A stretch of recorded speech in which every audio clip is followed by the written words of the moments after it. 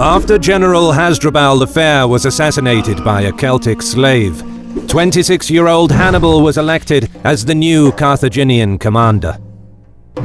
The young general immediately made plans to invade Rome, but he couldn't begin the campaign before strengthening Carthage's control over the Iberian Peninsula. So Hannibal went to work. He launched 2 highly successful campaigns in 221 and 220 BC, extending Carthaginian influence beyond the Tagus River. But while on the return route to New Carthage, Hannibal was taken by surprise by a coalition of Iberian tribes. Led by the Carpetani tribe, the Iberians assembled a large army. They blocked Hannibal's path and fortified their position against the Tagus River, then waited for the Carthaginian general to attack. Here, Hannibal showed his military genius for the first time. Instead of attacking the Iberians head-on, he erected his own fortified camp and waited. By day's end, his scouts found a river crossing to the southeast. During the wee hours of the night, Hannibal ordered a small contingent to stay in the camp and keep all campfires burning, creating the illusion that the whole Carthaginian army was still encamped. Meanwhile, he led his army on a swift flanking maneuver further up the river. By sunrise the next day, Hannibal was behind the Iberian position, feigning retreat towards New Carthage. Thinking that the Carthaginians were retreating, the Iberians rushed to intercept them. But once they were midstream, Hannibal sprung his trap and unleashed his cavalry. Iberian infantrymen, chest deep in the fast-flowing river, couldn't offer much resistance and were cut down with ease by the Carthaginian cavalry charge. Those who managed to cross were trampled by the elephants. By now the Iberian army lost all cohesion and the mass of tribal warriors started fleeing. Hannibal ordered his army to pursue them across the river, completely routing the enemy. On the Tagus River, Hannibal had his first major victory, but Rome took notice. Wanting to stop Hannibal's expansion, the Romans made their presence felt. Already allied with the wealthy and powerful city of Saguntum, Rome declared it their protectorate, an act that Hannibal perceived as a violation of the treaty signed by the 2 great powers in 225 BC, which divided the Iberian Peninsula along the Ebro River into Carthaginian and Roman spheres of influence. A sworn enemy of Rome, it didn't take long before Hannibal acted. He marched on Saguntum and besieged the city.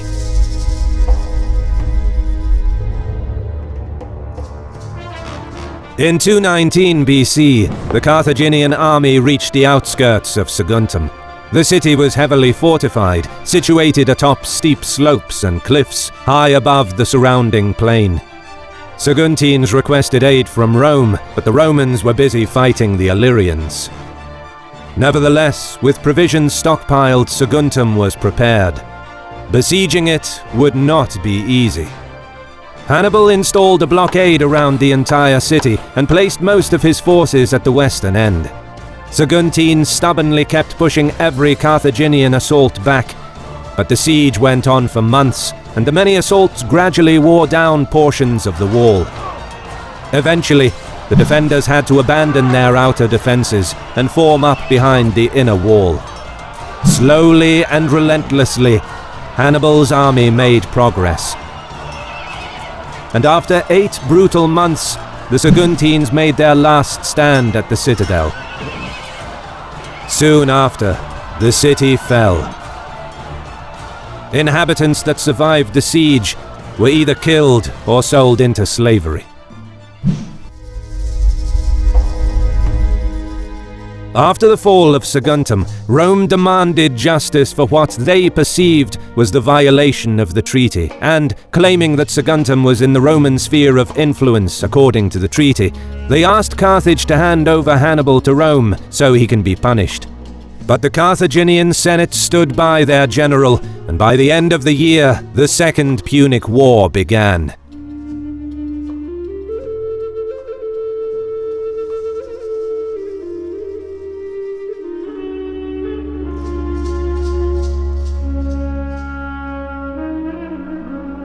Hannibal wintered in New Carthage, preparing for the upcoming campaign.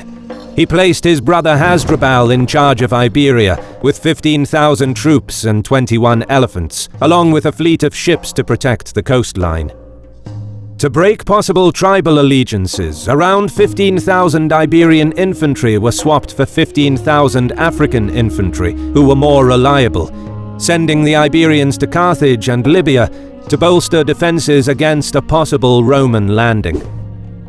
And in the spring of 218 BC, with the full support from the Senate, Hannibal marched out of New Carthage with 54,000 infantry and 8,000 cavalry, dividing his army into 3 columns.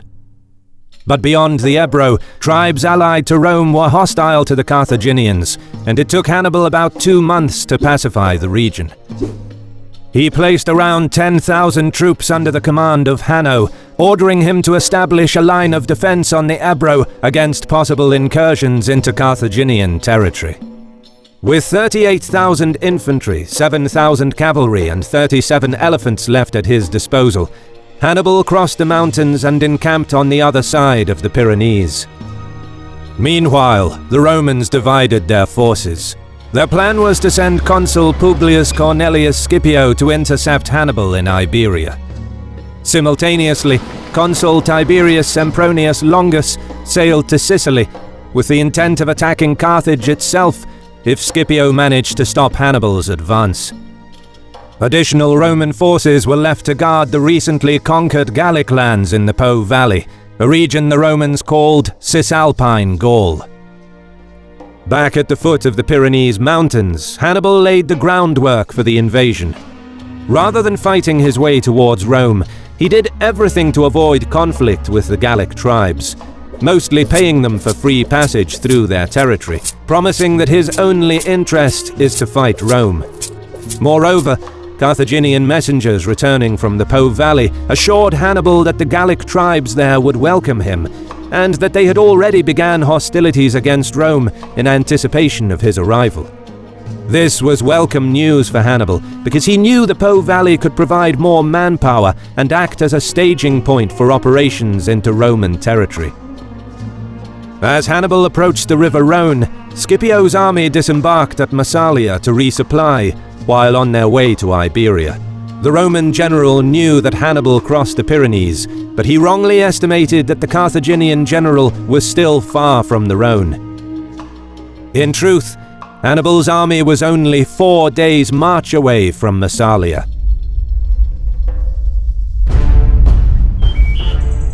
Hannibal rested his army for 3 days in hostile territory and began preparations to cross the Rhone.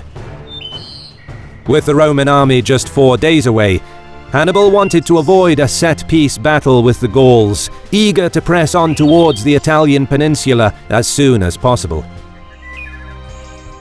But on the opposite riverbank, encamped was the army of the Cavaras tribe, a Roman ally. They gathered all their boats and built a barrier on the riverbank, in preparation to contest the Carthaginian crossing. But Hannibal devised a cunning plan. On the 3rd night, under the cover of darkness, he sent a flanking detachment under the command of Hanno, son of Bomilcar, some 40 kilometers, 25 miles, north. Hanno crossed the river and rested his troops for 1 day.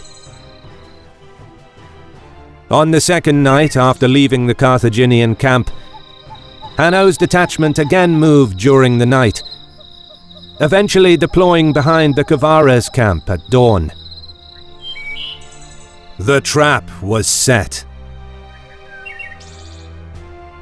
Early next morning, Hanno used smoke to signal Hannibal to start crossing the Rhone. As the Carthaginian vessels were lowered into the massive river, Cavaras' army formed a line on the opposite riverbank. Hannibal was one of the first to cross, to the roars and cheers from his men on the western bank. As the Carthaginians started disembarking on the eastern riverbank, Hanno sent a part of his force to loot and destroy the Cavaras' camp, while he personally led the charge against the Gauls near the river. The Kavaras were stunned by the flanking maneuver, and they began fleeing the field in panic, unable to cope with Hannibal's perfectly synchronized attacks.